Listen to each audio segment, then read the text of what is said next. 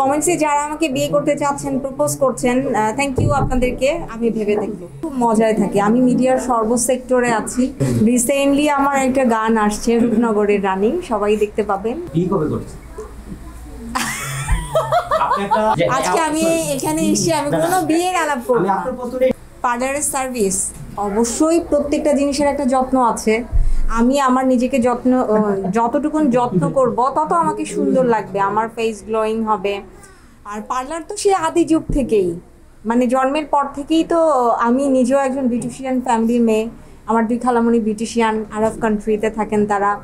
So সাজগোজ আর হচ্ছে এই পার্লার কেন্দ্রিক, এটা হচ্ছে আমার রক্তে মিশে আছে। ফ্যাশন কমেন্টসে তো অনেক কিছুই আসবে, আর আমার বেশি ভালো লাগছে যে আমার কমেন্টস আমিই জানি না, বাট আপনারা জানেন, এটা ভালো। আর কমেন্টসে যারা আমাকে বিয়ে করতে চাচ্ছেন, প্রপোজ করছেন, থ্যাংক ইউ আপনাদেরকে। আমি ভেবে দেখব।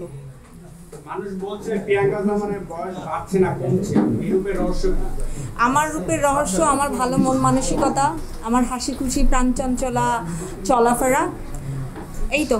আমি কোনো সার্জারির মধ্যে নাই। আমি যা কিছু দেখছেন আপনাদের সামনে, আমি একদম ন্যাচারাল। আমার কোনো বোটক্স কোনো কিছুই করা নাই, এবং আমার করার ইচ্ছাও নাই।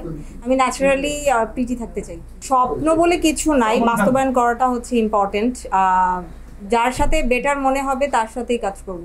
আমার স্বপ্ন টার্কিশ আর্টিস্টদের সাথে, টার্কিশ হিরো।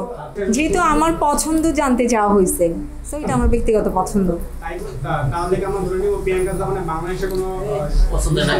অবশ্যই আছে, সুদর্শন আমাদের শাকিব খান আছে, অনেক হ্যান্ডসাম।